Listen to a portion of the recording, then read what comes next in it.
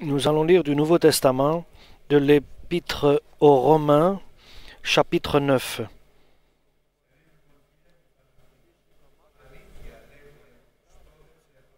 Chapitre 9, Épître de Paul aux Romains. Je dis la vérité en Christ, je ne mens pas. Ma conscience m'en rend témoignage par le Saint-Esprit. J'éprouve une grande tristesse, et j'ai dans le cœur un chagrin continuel, car je voudrais moi-même être anathème et séparé de Christ pour mes frères, mes parents selon la chair, qui sont israélites, à qui appartiennent l'adoption et la gloire et les alliances, et la loi et le culte, et les promesses et les patriarches, et de qui est issu selon la chair le Christ, qui est au-dessus de toutes choses. Dieu béni éternellement. Amen. Ce n'est pas à dire que la parole de Dieu soit restée sans effet, car tous ceux qui descendent d'Israël ne sont pas Israël. Et pour être la postérité d'Abraham, ils ne sont pas tous des enfants. Mais il est dit, en Isaac sera nommé pour toi une postérité, c'est-à-dire que ne sont pas des enfants de la chair qui sont enfants de Dieu, mais que ce sont les enfants de la promesse qui sont regardés comme la postérité. Voici en effet la parole de la promesse. Je reviendrai à cette même époque, Sarah aura un fils.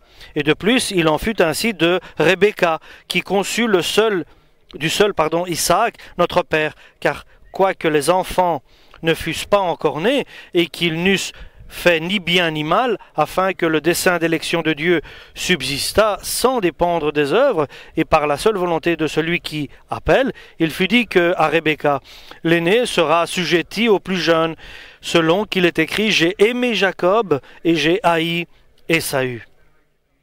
Que dirons-nous donc? Y a-t-il en Dieu de l'injustice? Loin de là. Car il a dit à Moïse, je ferai miséricorde à qui je fais miséricorde, et j'aurai compassion de qui j'ai compassion. Ainsi donc, cela ne dépend ni de celui qui veut, ni de celui qui court, mais de Dieu qui fait miséricorde. Car l'Écriture dit à Pharaon, je t'ai suscité à dessein pour montrer en toi ma puissance, et afin que mon nom soit publié par toute la terre. Ainsi, il fait miséricorde à qui il veut, et il endurcit qui il veut. Tu me diras, pourquoi blâme-t-il encore? Car qui est-ce qui résiste à sa volonté? Ô homme, toi plutôt qui es-tu, pour contester avec Dieu? Le vase d'argile dira-t-il à celui qui l'a formé, pourquoi m'as-tu fait ainsi? Le potier n'est-il pas maître de l'argile pour faire avec la même masse un vase d'honneur et un vase à usage quotidien? Et que dire si Dieu, voulant montrer sa colère et faire connaître sa puissance, a supporté avec une grande patience des vases de colère formés pour la perdition, et qu'il a voulu faire connaître sa richesse de sa gloire envers les vases de miséricorde qu'il a d'avance préparés pour la gloire? Ainsi nous a-t-il appelés, non seulement d'entre les Juifs, mais encore d'entre les païens. Selon qu'il le dit dans Osée, j'appellerai mon peuple celui qui n'était pas mon peuple, et bien-aimé celle qui n'était pas la bien-aimée. Et là où on leur disait, vous n'êtes pas mon peuple, ils seront appelés fils du Dieu vivant. Ésaïe, de son côté, s'écrie au sujet d'Israël. Quand le nombre des fils d'Israël serait comme le sable de la mer, un reste seulement sera sauvé.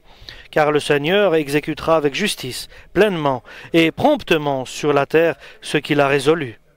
Et comme Ésaïe l'avait dit auparavant, si le Seigneur des armées ne nous eût laissé une postérité, nous serions devenus comme Sodome, nous aurions été semblables à Gomorrhe. Que dirons-nous donc? Les païens, les nations qui ne cherchaient pas la justice ont obtenu la justice qui vient de la foi, tandis qu'Israël qui cherchait une loi de justice n'est pas parvenu à cette loi. Pourquoi? Parce qu'Israël l'a cherché non par la foi, mais comme provenant des œuvres de la loi. Ils se sont heurtés contre la pierre d'achoppement, selon qu'il est écrit, voici je mets en Sion en Jérusalem une pierre d'achoppement et un rocher de scandale, et celui qui croit en lui ne sera pas déçu et confus. Amen. Donc ici, Paul est un Israélite, est un fils de Jacob, il fait partie du peuple d'Israël, et c'est un peuple puissant de Dieu. Mais, en voyant autour de lui, il voit un petit reste du peuple d'Israël qui a accepté le Messie, Jésus-Christ. Pourquoi? Pourquoi voit-il cela? Pourquoi il y a un reste, un petit nombre qui ont accepté le Messie? Pourquoi un peu du peuple Israël pour qui Dieu, je vous ai aimé? Peu de ceux qu'il a aimés ont choisi le chemin de Dieu. Et je peux dire, notre Seigneur nous dit, petit troupeau, pourquoi un peu? Pourquoi vous êtes un peu petit troupeau? Et de ceux que Dieu aime, qui ne sont pas tous israélites, mais ils ont été adoptés par Dieu, ils ont ce qu'il faut, ils ont la promesse, leurs pères sont d'eux, et Jésus-Christ, par la chair, il est aussi né des Israélites.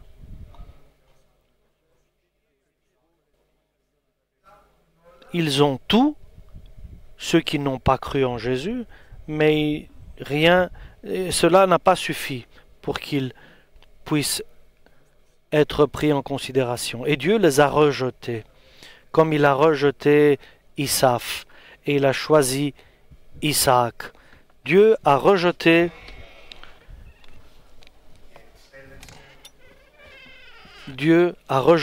Isaac et a choisi Isaac. C'est-à-dire, comme l'Ecclésiaste nous dit, ce qui a été fait a été fait. Et ce qui est fait va être refait.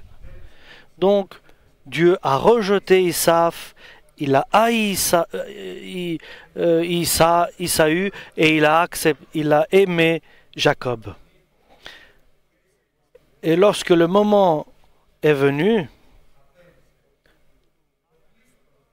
Dieu a rejeté la grande partie d'Israël et est resté un petit nombre.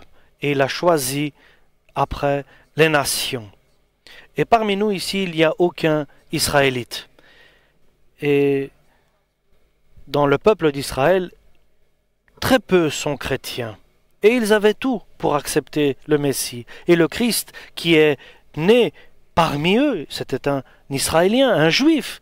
Ils avaient tout. Et nous devons comprendre que cela signifie. Prenez un exemple. Nous et notre famille, les familles qui sont dans la foi, nous avons tout. Nous avons tout. Nous avons la renaissance, le Saint-Esprit, la parole de Dieu.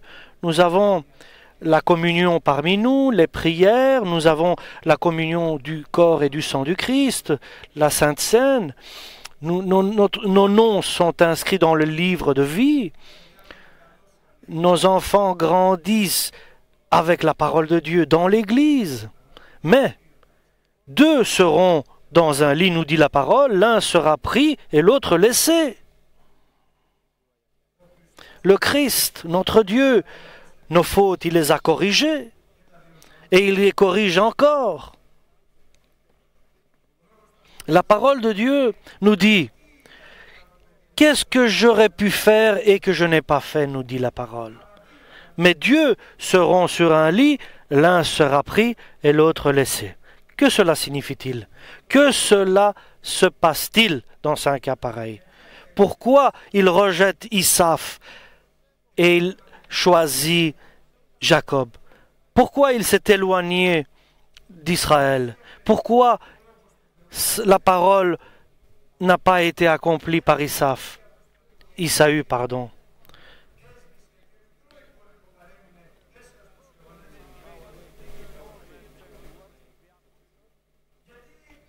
Pourquoi l'Église aujourd'hui, les églises en général, sont en chute?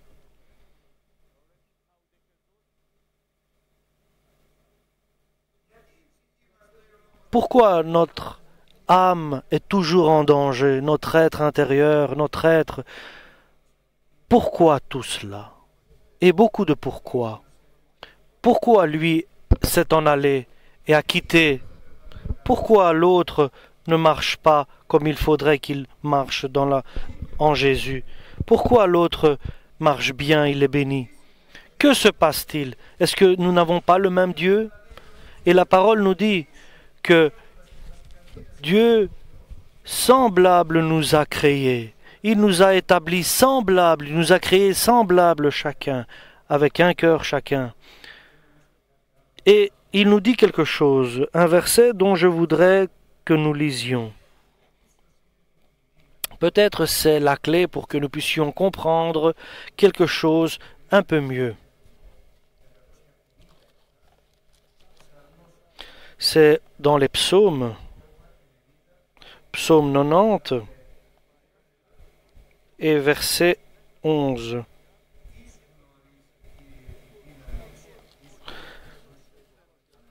Qui connaît la puissance de ta colère? Donc l'homme, qui prend garde à la force de ta colère et à ton courroux, selon la crainte qui était due? Autant nous avons une grande crainte de Dieu et nous sommes obéissants, alors nous reconnaissons un Dieu divin. Et autant nous sommes moins craintifs de Dieu, alors l'homme sait, il reçoit la colère de Dieu.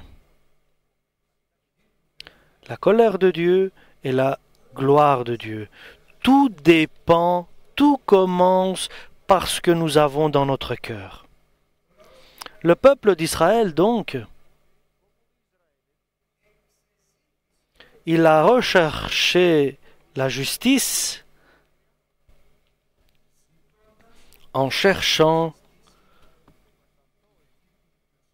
il a voulu montrer sa propre justice. Parce qu'il ne connaissait pas la justice de Dieu, il voulait imposer sa propre justice devant Dieu, et c'est pour ça qu'il ne s'est pas soumis à la justice de Dieu. Nous allons le dire un peu mieux. Donc, nous, moi, vous, toi, vous, nous sommes soumis à la justice de Dieu, oui ou non? Est-ce que nous avons connu la justice de Dieu? Oui ou non? Ou bien nous essayons d'imposer, de présenter que nous sommes justes devant Dieu. Si nous faisons cela, si nous essayons de nous présenter devant Dieu par notre justice, nous serons devant Dieu zélés, mais nous aurons échoué. Mais si nous connaissons la justice de Dieu, alors, en cherchant cette justice de Dieu par la foi, qui va être prise en considération comme juste, alors nous serons dans le royaume de Dieu. Donc nous allons essayer de comprendre cela. L'homme de Dieu veut la justice. Il veut être juste. Donc, par instinct, l'homme recherche la justice, par sa conscience, qui est la parole de Dieu dans l'homme. Mais l'important est de savoir où il dirige cette justice. S'il la dirige en mettant devant sa personne, sa prétention, ses pensées, son avis, il a perdu son but, il a perdu le royaume de Dieu. Donc s'imposer lui-même. Mais s'il dit, au lieu de soutenir tout cela sur ses pensées ou ses opinions et son avis, et qu'il se présente différemment,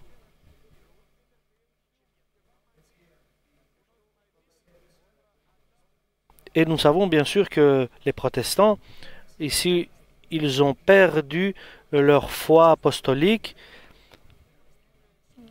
Les protestants ont perdu lorsqu'ils ont commencé, ils étaient justes, mais après, ils ont essayé, après par des chansons, des théâtres, et beaucoup de choses différentes, d'approcher Dieu. Ils ont mis des choses personnelles dans leur vie. Pour le bien, ils avaient une bonne volonté, avec un désir de Dieu. Et toutes les éloignements, et tout ce qui est religieux de ce côté-là a bien commencé, mais a décliné. s'est égaré. Et doucement, doucement, ils se sont égarés. Ils pensaient qu'il fallait faire ceci ou cela. Et nous commençons à juger la parole de Dieu. Oui, la parole de Dieu, je connais la parole. Une sœur me disait, la parole, nous la connaissons très bien et nous sommes habitués à cette parole.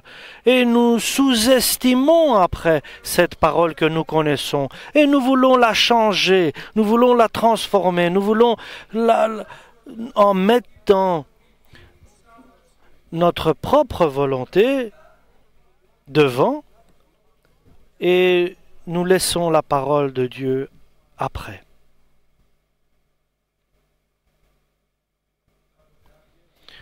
Avant, j'écoutais, lorsque je suis venu dans la foi,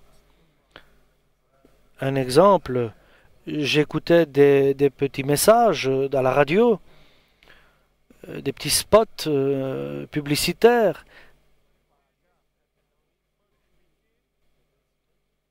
Il y avait des témoignages, il y avait des confessions de personnes qui faisaient leurs confessions. Et même de l'époque de Luther,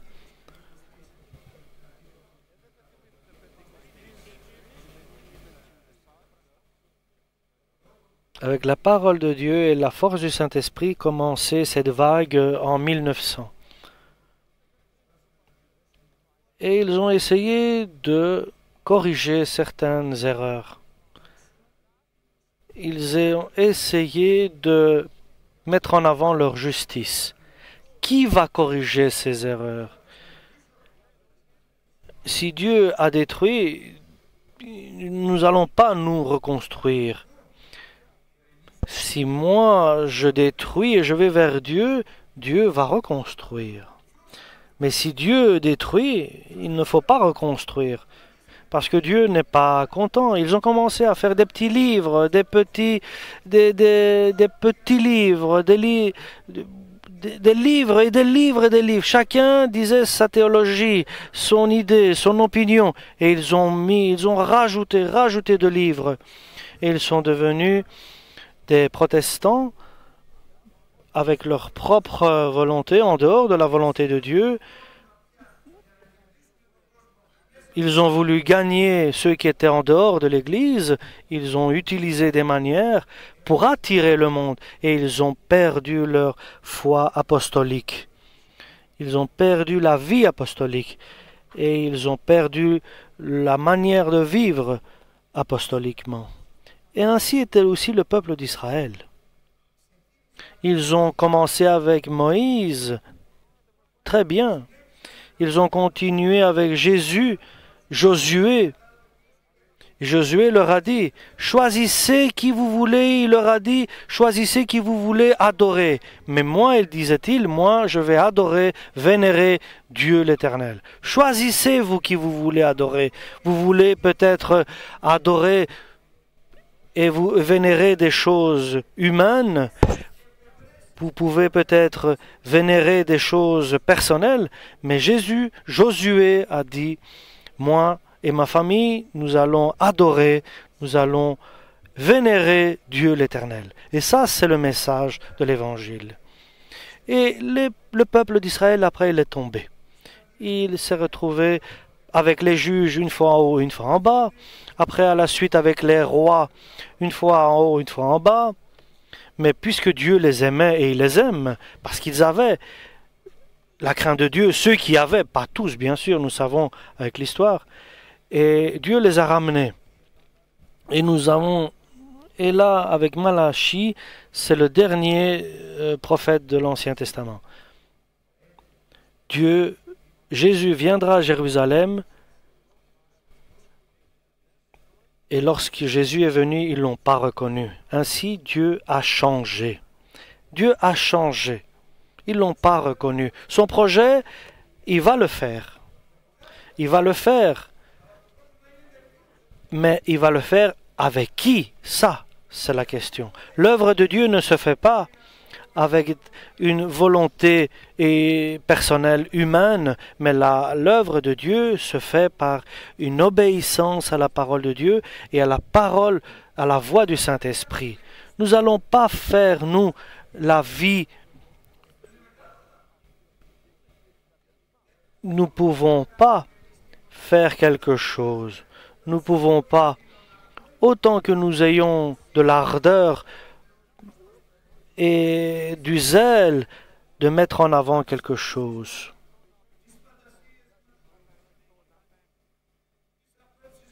Et nous ne pouvons pas imposer non plus notre opinion, nos opinions. Nous n'avons rien d'autre à faire que voir dans la parole de Dieu qu'ont fait les personnes qui étaient bénies de Dieu et faire comme eux. Ou bien dans notre vie personnelle, ou bien dans notre vie familiale, ou bien dans notre vie ecclésiastique. Donc, la première église apostolique a été créée et a commencé pas longtemps après une apostasie, donc un éloignement, un égarement de personnes. Sont rentrés dans l'église des patriarches, des hiérarchies qui n'existaient pas, qui ne sont pas écrits dans le Nouveau Testament. Et comme résultat, il y a eu un changement. Et après sont venus les protestants, lesquels ont changé l'histoire du christianisme. Ils ont métamorphosé la foi chrétienne. Mais doucement, ils ont aussi perdu leur chemin. Ils ont mis leur propre volonté, ils ont fait leurs propres découvertes, leurs propres opinions, leurs propres avis sur beaucoup de choses. Ils ont décidé, une fois par mois, nous allons faire la communion, la Sainte Seine. Pourquoi? Pourquoi? Comme les autres ont décidé, nous allons baptiser des bébés. Pourquoi? Parce que nous le voulons, disait-il. Nous allons faire une prière pour les morts. Pourquoi? Mais c'est terrible ce que je vous dis dans notre vie personnelle. Non pas parce que tu le veux toi. Tu vas le regretter si tu fais des choses que toi tu décides. Tu vas le payer cher si tu fais des choses que toi tu décides. Ni pas parce que l'autre le veut, ni pas parce que je suis pas influencé par les autres, mais je veux être influencé seulement par Jésus et par l'évangile de Jésus, seulement par la voix et la force du Saint-Esprit, être influencé. Bien sûr, nous faisons des fautes, mais nous avons pris une décision. Jésus-Christ, et c'est tout. Nous avons pris une décision, moi et ma famille, nous allons adorer seulement Dieu l'Éternel Tout-Puissant. Oui, ce que l'autre dit est intelligent et juste, c'est pas mauvais, mais est-ce que c'est écrit? Est-ce que tu es quelqu'un qui imite pas Paul, l'apôtre? Est-ce que tu es semblable à l'Église apostolique qui a commencé? Oui, je fais de bonnes choses dans ma vie, mais ne deviens pas quelqu'un qui prend exemple avec le monde, parce que tous les deux vont tomber dans le trou. Si un aveugle guide un aveugle, ils vont tomber tous les deux dans le lac, dans le puits. Et si Dieu n'a pas semé quelque chose, il sera déraciné. Et nous voulons être avec notre Père. Nous ne voulons pas créer des choses nouvelles, des opinions nouvelles ou des idées nouvelles. Je vais vous lire quelque chose. Les volontés de jeûne, éloigne-toi de ces nouvelles volontés de jeûne. Cherche la foi de l'Évangile que tu as reçu une fois pour toutes, qui a été donné une fois pour toutes aux saints. Et n'écoute pas les avis des autres et les opinions. Et aie de l'amour pour tout le monde. Et garde les commandements du Christ. Nous devons ressembler à Paul. Nous devons imiter Paul dans ses actes et dans ses pensées.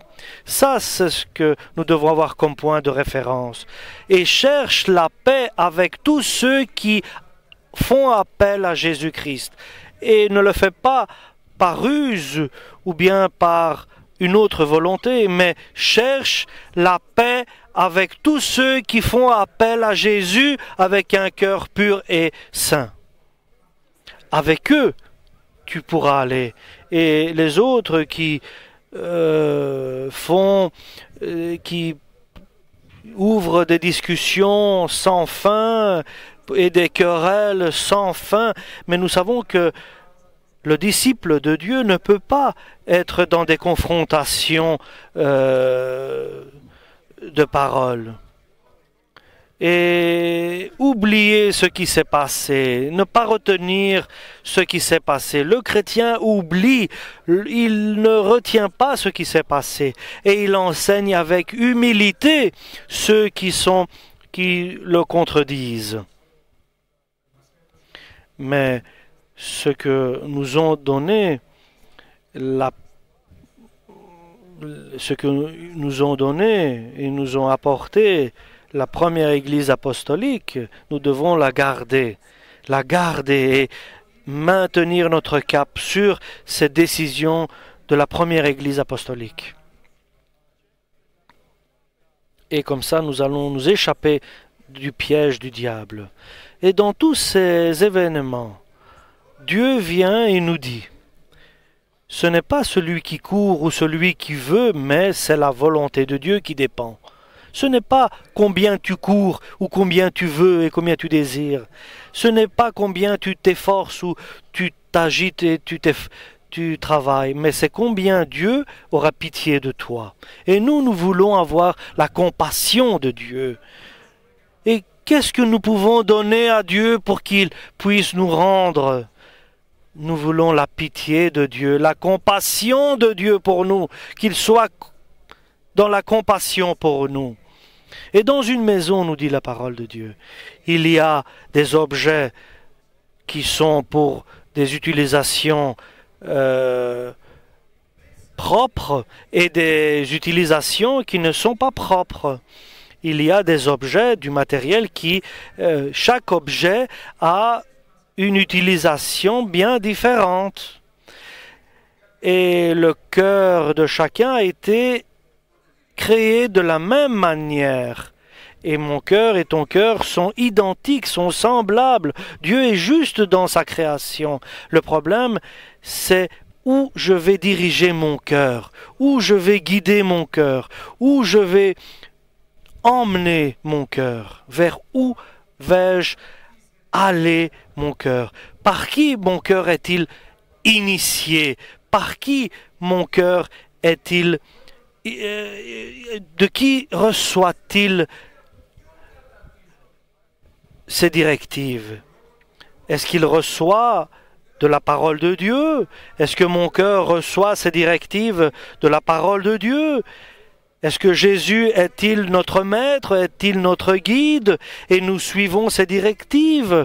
Ou bien nous prenons des hommes de ce monde et que cela n'arrive pas à nous, que nous prenions des préceptes de ce monde, des préceptes humains.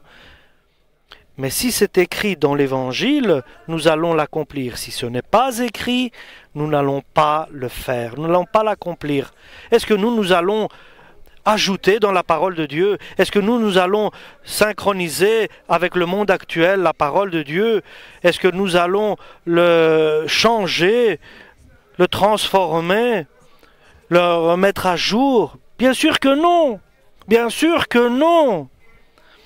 Donc moi, je vais changer la parole de Dieu parce que moi je le vois comme ça ou comme ça. L'apôtre Paul nous dit bien précis et bien clair, nous ne sommes pas ceux qui changent la parole de Dieu. Et nous allons le lire ensemble. C'est dans l'épître aux Corinthiens, Corinthiens 2. En Corinthiens 2, nous allons le lire. Chapitre 2, verset 17, en Corinthiens 2. Parce qu'il est dit, car nous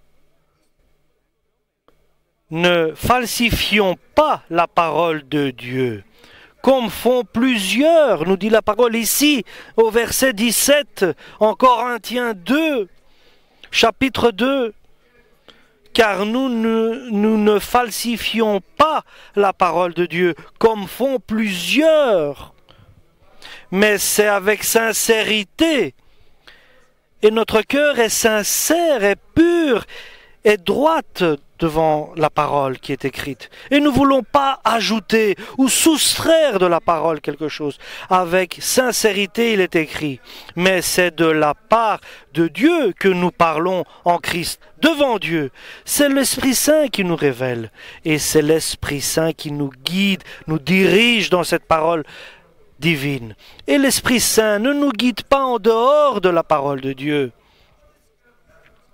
Et ceux qui disent cela, c'est une erreur, c'est faux. Le Saint-Esprit nous dirige dans la parole du Christ, dans la parole du Père divin qui les a envoyés, avec cette crainte que nous avons de ne pas la falsifier. Et ainsi nous allons connaître la force de Dieu, ou bien, sinon, je peux dire la colère de Dieu, si nous falsifions la parole de Dieu. Et nous cherchons la force de Dieu. C'est pour cela que nous craignons de t'écouter, toi qui dis fais autrement, fais autre chose. Non, je ne te juge pas, mais j'ai peur de changer, de restructurer si on veut. Non, nous n'avons pas besoin de changer, de restructurer l'Évangile. Nous voulons écouter la voix de Dieu, la voix du Saint-Esprit. Et si je n'ai pas compris quelque chose, Dieu, enseigne-moi. Essaye, donne-moi à comprendre ce que j'essaye de comprendre. Parce qu'il voit notre sincérité, il voit notre crainte de ne pas accomplir exactement la parole de Dieu. Il voit cela en nous. Et dans la présence de Dieu, il nous dirige, il nous éduque, il nous fait comprendre. Ça, c'est la vie du chrétien. Ça, c'est la vie que Dieu désire pour que nous ayons. Avec sincérité, avec une révélation de Dieu dans la parole de Dieu. Par le Saint-Esprit. Et dans sa présence, bien sûr. Parce que Dieu est partout. Et de vivre selon Jésus-Christ. Être semblable à Jésus-Christ. Être bon. Être bon. Nous sommes un petit troupeau, mais nous suivons exactement le pasteur qui est Jésus-Christ. Nous sommes éduqués, nous sommes initiés par notre Seigneur Jésus-Christ. Nous sommes des êtres préparés, éduqués pour la gloire de Dieu. Et nous ne sommes pas éduqués pour disparaître dans la perdition éternelle. Mais nous sommes éduqués par Jésus-Christ et enseignés par le Saint-Esprit. Et cela, pourquoi? À nous et pas aux autres. Que nous devons faire pour que ce soit cela en nous? Par la parole de Dieu, ce qui est écrit, c'est de l'accomplir. Ce qui est certain et scellé par la parole du Saint-Esprit dans cet évangile. Notre sécurité, notre assurance est la parole divine comme elle est écrite. Aujourd'hui, je lisais par hasard, bien sûr, nous savons que rien n'est par hasard, mais je le dis comme ça. Par un concours de circonstances, je lisais, j'ai dit, Seigneur, parle-moi avec ta parole divine. J'ouvre la Bible et je lis.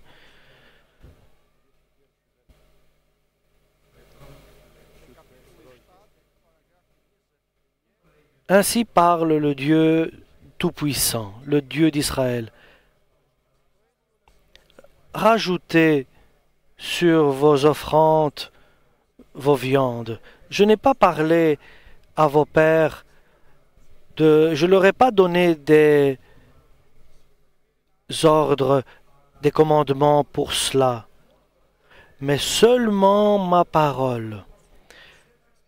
Je leur ai imposé ma parole, écoutez ma parole, je suis votre Dieu et vous serez mon peuple. Et ainsi vous marcherez sur le chemin que je établis pour vous. Laisse les offrandes que tu fais et tes avis que tu fais. Laisse tout, seulement la parole de Dieu, ce que Dieu désire, ce que Dieu veut que nous soyons. Et Dieu va nous aider à marcher sur ce chemin. Et nous irons bien si nous obéissons à la parole de Dieu. Et le moment le plus crucial, le plus important, c'est que Dieu est compassion, est amour. Dieu corrige nos fautes, il corrige nos erreurs. Et quoique cette faute et cette erreur soient grandes dans notre faiblesse, Dieu connaît, sait, mais il pardonne. Dieu prépare des êtres pardonnés, des êtres qui ont été pardonnés de leurs fautes. Et il prépare aussi des êtres qui sont pour la perdition. Aujourd'hui donc, nous devons choisir qui nous voulons adorer, vénérer. L'apôtre Paul a choisi Jésus-Christ crucifié, dit-il. Et Josué a choisi, moi et ma famille, nous allons adorer, nous adorons Dieu l'Éternel Tout-Puissant. Donc c'est ton tour, c'est mon tour, c'est notre tour. Nous devons choisir qui nous voulons servir, qui nous voulons suivre, qui nous voulons adorer, qui nous voulons vénérer, nous prosterner devant lui. Moi et ma famille, nous adorons, nous vénérons Dieu. Dieu l'Éternel, Jésus-Christ et le Saint-Esprit. Alléluia!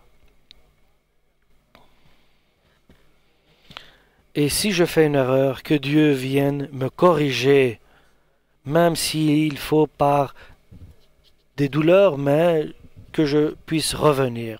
Et nous pouvons dire, si vous le consentez, nous allons choisir tous ensemble la parole de Dieu, la parole du Saint-Esprit, la voix du Saint-Esprit.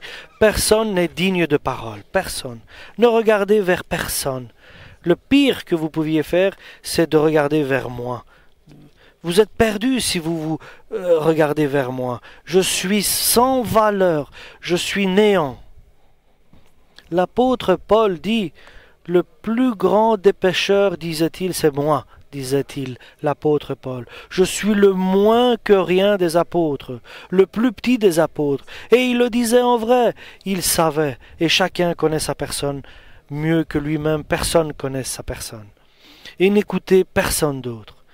Que tout le monde regarde vers Jésus-Christ, que tout le monde regarde et tourne son regard vers la parole de Dieu, et tout le monde cherche la voix du Saint-Esprit. Ça, c'est notre sécurité, notre assurance, ça, c'est notre vie et notre chemin et notre parcours au nom de Jésus-Christ. Amen.